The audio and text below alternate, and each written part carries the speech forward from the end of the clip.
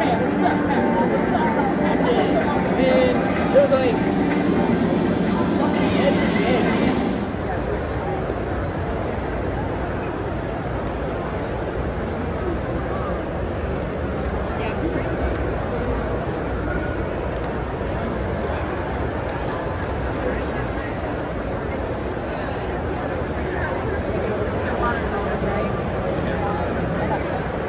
I am terrible with everything else. Really? Yeah. I can't do anything I can with draw. watercolors. I can Oh, really? draw.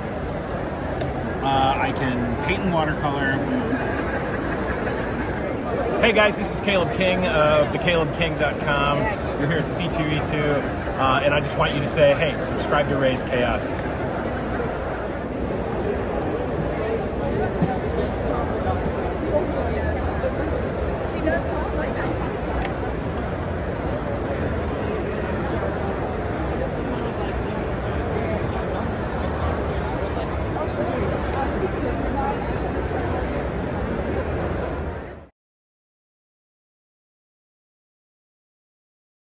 And welcome back, everybody. My name is Raze Chaos. You've made it back to this channel, and I am so happy you're here.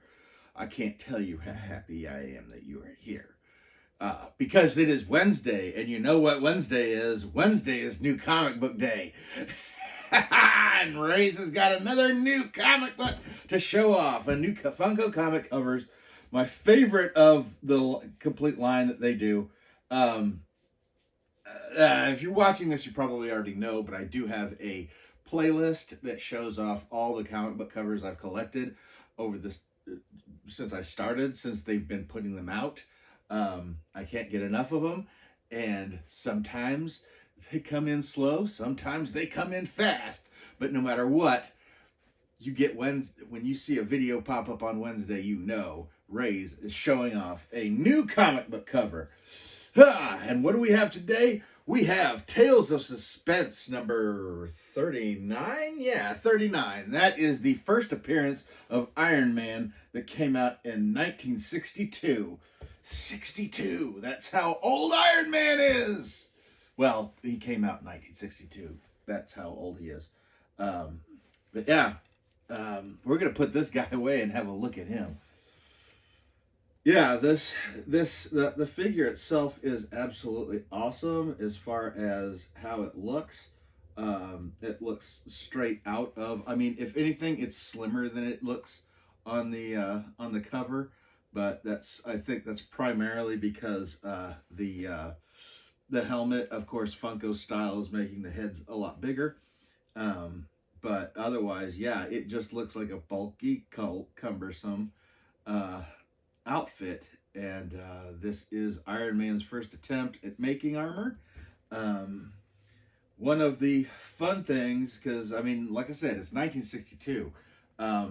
Essentially, yes, this is Stan Lee being a brat. As Stan Lee put it, he wanted to see, because he was having so much success with like the Fantastic Four, with Spider-Man, with Thor. All of his creations were just, it just felt like he could do no wrong. So Stan Lee decided he was going to try and make everything wrong.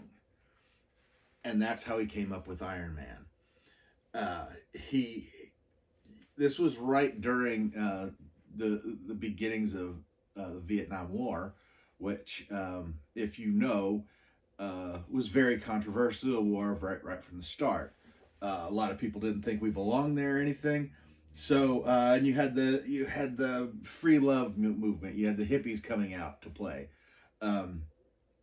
And Stan Lee's idea was, what if I make a character that is basically in the same situation?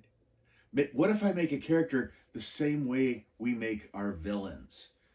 It was like, this guy is basically going to be a war profiteer. He is a weapons designer that sells weapons to the government, which the government was a big enemy at the time. In the public consciousness, I guess you'd say. everybody's anti-government. He is the government. He sells to the government. He makes a fortune off of all this stuff. And yeah, they were just like, how can we make this guy into a hero? And of course, the origin is pretty much told very, very close in the first Iron Man movie, where he is essentially taken prisoner by the Viet Cong. Well, I guess that's a little bit different. But it was the Viet Cong that originally captures him. And it is a Vietnamese that actually helps Iron Man when he starts putting together what he can out of the dungeon that he's in order to create the first suit of armor that he has. And of course he puts it together and busts out and fights the bad guys and goes back to selling weapons to the government.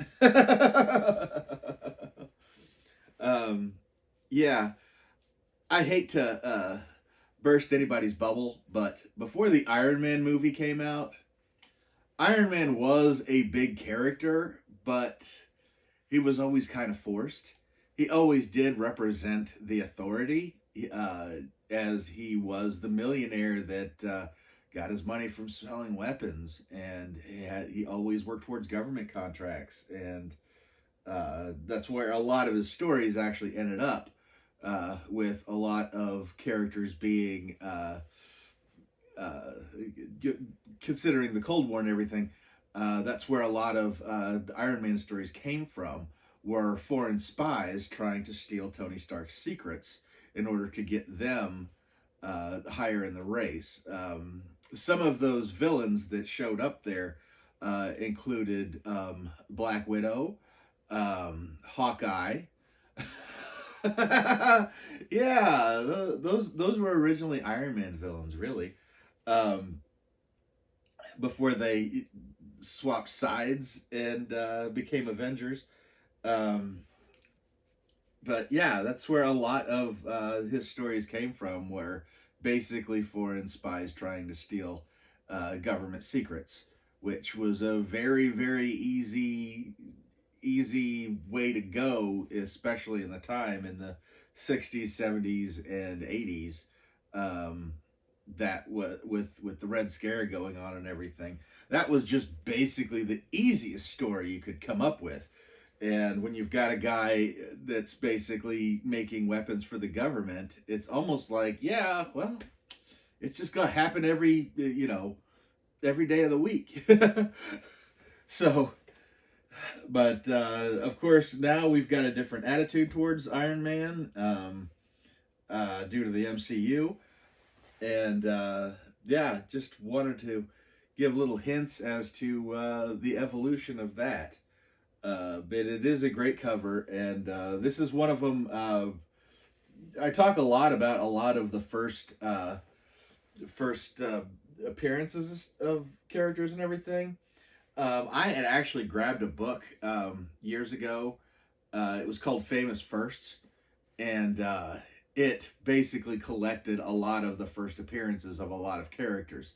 So while I didn't actually have this issue, I did have a reprint in that issue. But it wasn't the whole issue. It was just the Iron Man stories. If it was just the Iron Man story, and it would be the main story, but because back in the 60s, especially, everything was an anthology book. You got like 2 other stories outside of the Iron Man story in here. And it was just a way of testing. Tales of Suspense was an anthology book. You could put anything in there and just see how it flew.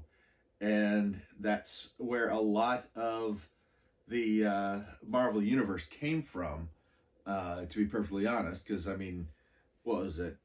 Tales to Astonish was Thor.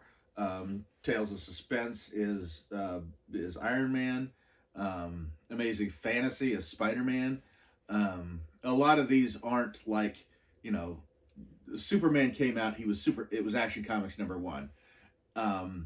It was a way of not dedicating the book to the character, but being able to put the character into different books.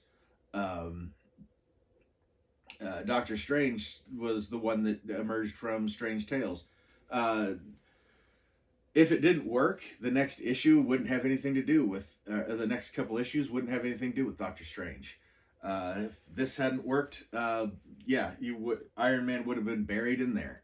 But it was an easy way of putting out new characters and letting them spin off into their own thing, or take over the book and eventually spin off into their own thing, which is the tale of a lot of Marvel characters. And this one definitely being a great one. The fun thing is that Iron Man didn't stay in this gray outfit for very long. He switched to the gold, which was essentially just basically, you know, switching the color of the suit by the Avengers.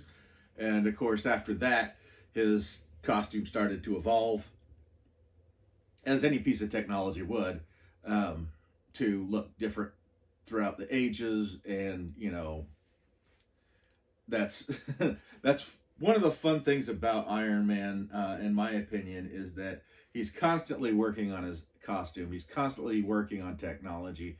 And yeah, that would just get easier as it went, and he could become more advanced as it went. So yeah, it was a really, really smart idea to have a guy in an armored suit. It feels like a lot of armored suit characters don't necessarily evolve, and I don't understand that one bit, considering that even in my lifetime, technology has jumped faster than it has in the past, and still continues to go. You know, in real life, I have a technical job, and the company will spend millions of dollars to put out, or to fit the entire outfit full of the latest technology and everything. By the time that is all said and done and everything's installed, everything's outdated already. That's how fast technology technology is jumping ahead.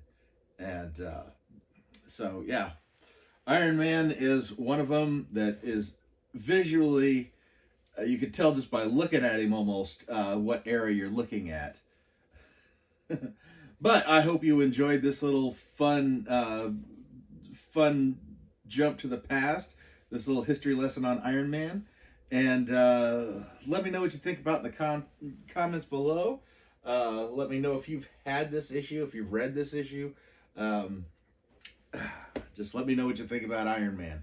I'm going to go ahead and get out of here. And don't forget, if you enjoy these comic book covers, I have a playlist just chock full of them, and it grows. It grows almost weekly. Never forget, the life is full of odd moments, and you never know when you're going to be defined.